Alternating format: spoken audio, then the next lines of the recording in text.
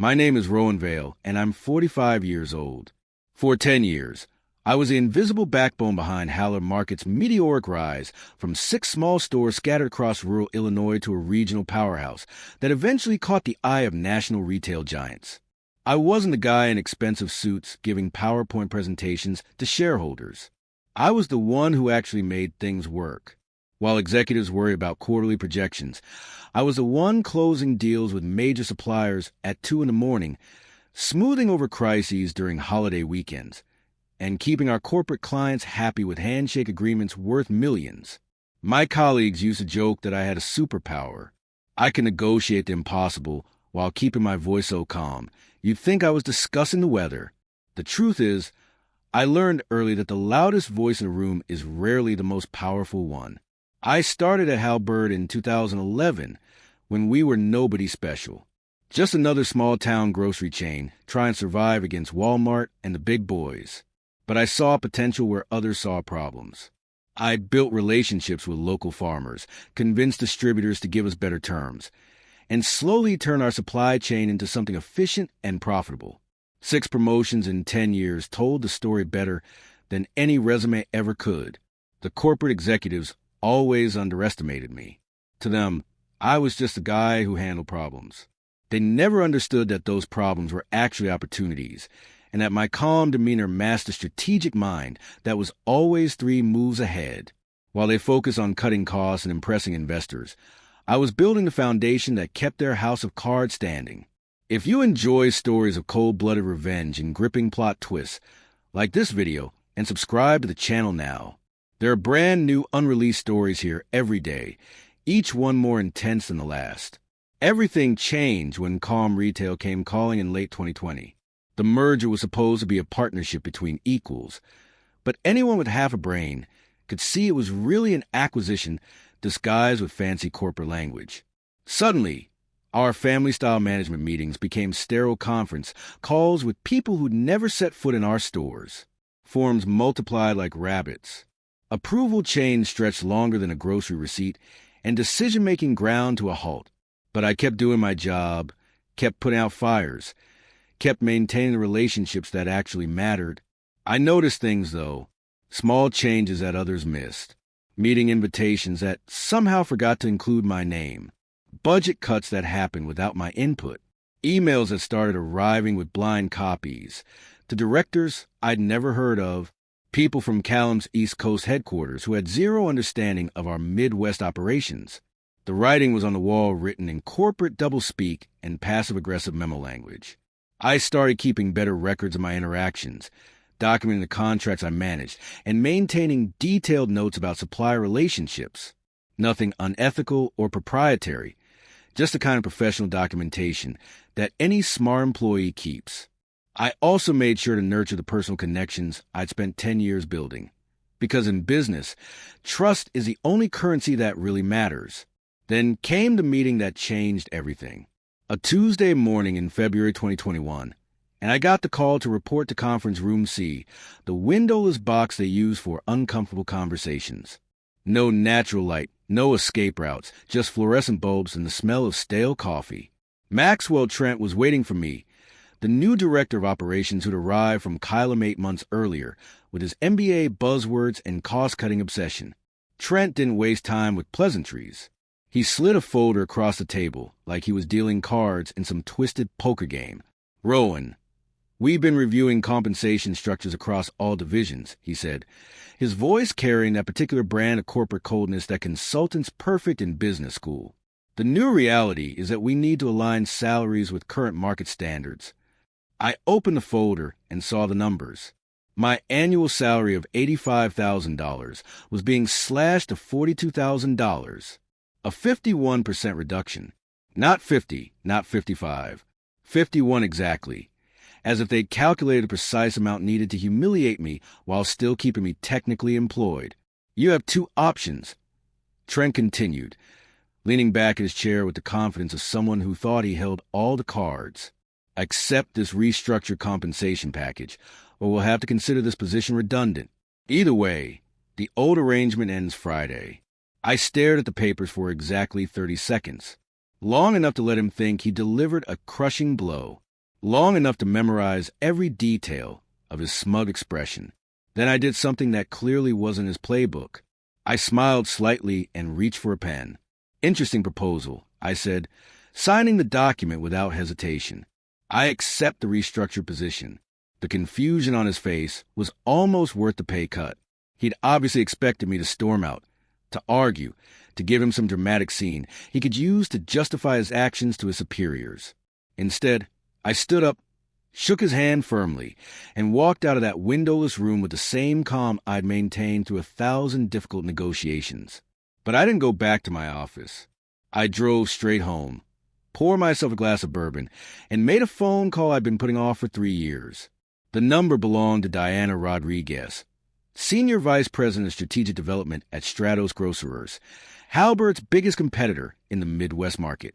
Diana and I had a professional relationship that went back 9 years. We'd met at industry conferences, served on panels together, and maintained the kind of respectful rivalry that exists between talented people on opposite sides of the same business.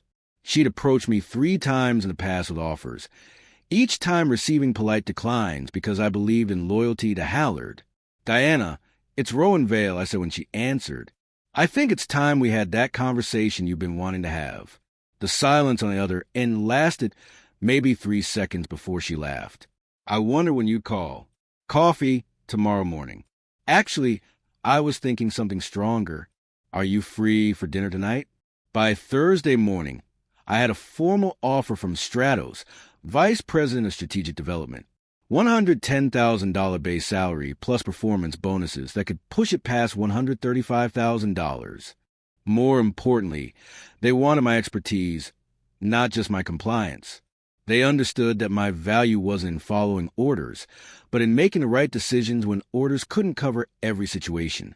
I submitted my resignation letter to Halberd that afternoon.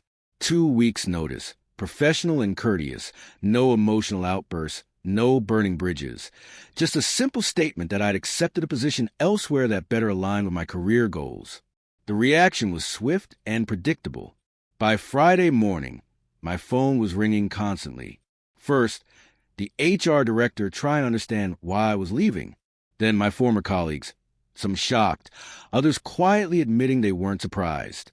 And finally, by Monday afternoon, Maxwell Trent himself. "Rowan, I think there might have been a miscommunication about your compensation adjustment," he said, his voice noticeably less confident than it had been in that conference room. "Perhaps we could discuss a more suitable arrangement." I let him finish his entire pitch before responding. He offered to restore my original salary, then increased it to $95,000, then started talking about bonuses and stock options. When he finally stopped talking, I gave him the same measured tone I'd used for 10 years of professional conversations. "Maxwell, I appreciate the call, but my decision is final. I start Stratus next Monday. This is a mistake. Rowan, you're walking away from 10 years of relationship building here." "No," I replied. "I'm taking those relationships with me. The question is whether Halberd built it with the company or with me personally." The answer became clear within 2 weeks of my arrival at Stratus in March 2021. It wasn't that I had some secret playbook or insider information. I didn't take any proprietary files or reveal any confidential strategies. I simply picked up the phone and started calling the same suppliers and clients I'd worked with for 10 years, this time representing a company that valued my judgment. Jim Patterson from Midwest Agricultural Supply was the first to switch. His company had been providing fresh produce to Halberd for 8 years, but when I called to introduce myself in my new role, he didn't hesitate. "Rowan, I've been doing business with you, not with Halberd. Where you go, we go." 3 days later, Sarah Martinez from Prairie Valley Organic followed suit, bringing their $2.1 million annual contract with her. Then came the big one. Central Illinois Medical Group, a hospital network that represented $12 million in annual food service contracts. Their procurement director, Michael Torres, had worked with me on 7 major negotiations over the past 6 years. When you left Halberd, we started questioning whether we were with the right partner. Torres told me over lunch at his favorite steakhouse in Springfield, "Your replacement seems competent enough, but competent isn't the same as trusted. Within 3 weeks of my departure, Halberd Markets was hemorrhaging contracts faster than a punctured water balloon. It wasn't sabotage or corporate espionage. It was simply the natural consequence of treating relationships like spreadsheet entries instead of understanding that trust takes years to build and seconds to destroy. The domino effect started with the smaller suppliers, then gained momentum. Great Lakes Dairy, which had provided milk and cheese products to Halberd for 10 years, decided not to renew their contract. Their decision came after dealing with Trent's replacement for me, a fresh MBA named Kevin Walsh, who thought he could renegotiate terms that had been carefully balanced over more than a decade of partnership. He wanted to cut our margins by 15% and extend payment terms from 30 to 50 days, explained Dave Morrison, Great Lakes Regional Sales Manager, when he called to welcome me to Stratus. I tried to explain that wasn't how we'd operate with you folks, but he kept saying it was standard industry practice. Standard for whom? Companies that don't value their partners. The irony wasn't lost on me. Trent and his team were so focused on cutting costs that they forgot the basic principle I'd learned in my first year at Halberd. $1 saved through damaged relationships costs $10 to repair later. But the real earthquake came when Jennifer Walsh from Heartland Distribution called my Stratus office on a Wednesday morning in May 2021. Heartland was Halberd's logistics backbone, handling warehousing and transportation for 60% of their inventory across Illinois, Indiana, and Wisconsin. "Rowan, we've got a problem," Jennifer said, her voice tight with frustration. "These new people at Halberd want to renegotiate our master service agreement. They're demanding a 25% reduction in fees and threatening to put the contract out for bid if we don't comply." I'd worked with Jennifer for 8 years through seasonal spikes, weather emergencies, and supply chain disruptions that would have crippled less experienced teams. She knew Halberd's operations better than most of their own employees, which made Trent's ultimatum even more short-sighted. "What are you thinking?" I asked, though I already knew the answer. "Honestly, we're thinking about moving our capacity to partners who understand the value of what we provide. Partners like Stratos." 2 weeks later, Heartland Distribution signed an exclusive regional agreement with Stratos, bringing their fleet of 147 trucks and 6 distribution centers into our supply chain. The contract was worth $26 million annually, but its strategic value was immeasurable. Suddenly, Halberd had to scramble to find alternative logistics providers, while Stratos gained access to one of the most efficient distribution networks in the Midwest. The scrambling became panic when 3 of my former colleagues decided they'd seen enough. Lisa Rodriguez, who'd managed vendor relations for 7 years, submitted her resignation on the same day that Heartland's departure became public knowledge. 2 days later, Tom Bradley from procurement followed suit. Then came the biggest surprise. Angela Morrison, Halberd's director of corporate sales, who'd worked there for 14 years. "I can't watch them destroy everything we built," Angela told me over coffee at a diner in Bloomington. Trent called me into his office yesterday and suggested that maybe I was too emotionally attached to legacy business practices. Legacy practices? You mean treating people with respect and honoring commitments. Angela's departure triggered something close to full-scale panic at Halberd Corporate. She'd managed relationships with their 18 largest corporate clients, including the hospital network that had just followed me to Stratus. Her institutional knowledge was irreplaceable, and Trent's team seemed to finally understand that you can't just plug new people into relationship-based roles and expect the same results. The phone calls started coming daily. First from HR offering retention packages to remaining staff who might be considering departure, then from regional managers trying to understand how they could maintain supplier relationships that were suddenly at risk. Finally, from Trent himself, though his tone had changed dramatically from our last conversation. "Rowan, I think we need to have an honest conversation about the transition," he said during a call that came at 7:30 on a Friday evening. "It seems like there might have been some miscommunication about your role and value to the organization." "What kind of miscommunication?"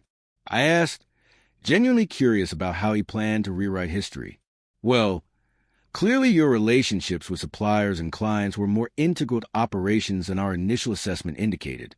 I had to admire the corporate double-speak integral, as if decade-long partnerships were some kind of surprising discovery rather than the foundation I told him about repeatedly in strategy meetings they'd clearly ignored. Maxwell, those relationships weren't a secret. I documented them extensively in my transition reports. Every supplier contact, every client preference, every informal agreement that kept operations running smoothly. The information was all there. Yes, but information and relationships aren't the same thing, are they? For the first time in our professional interactions, Trent had said something genuinely insightful. No, they're not. Relationships require trust, consistency, and mutual respect. You can't download those qualities from a database. The quarterly earnings call in August 2021 told the rest of the story. Halberd's revenue was down 23% year over year, with operational costs up 16% due to emergency supplier changes and logistics disruptions. The analysts weren't kind, and several institutional investors started asking pointed questions about management decisions and strategic direction. Stock price dropped from $41 per share to $28 in 8 weeks. Local business newspapers started running articles about Halberd's mysterious decline and speculating about acquisition targets.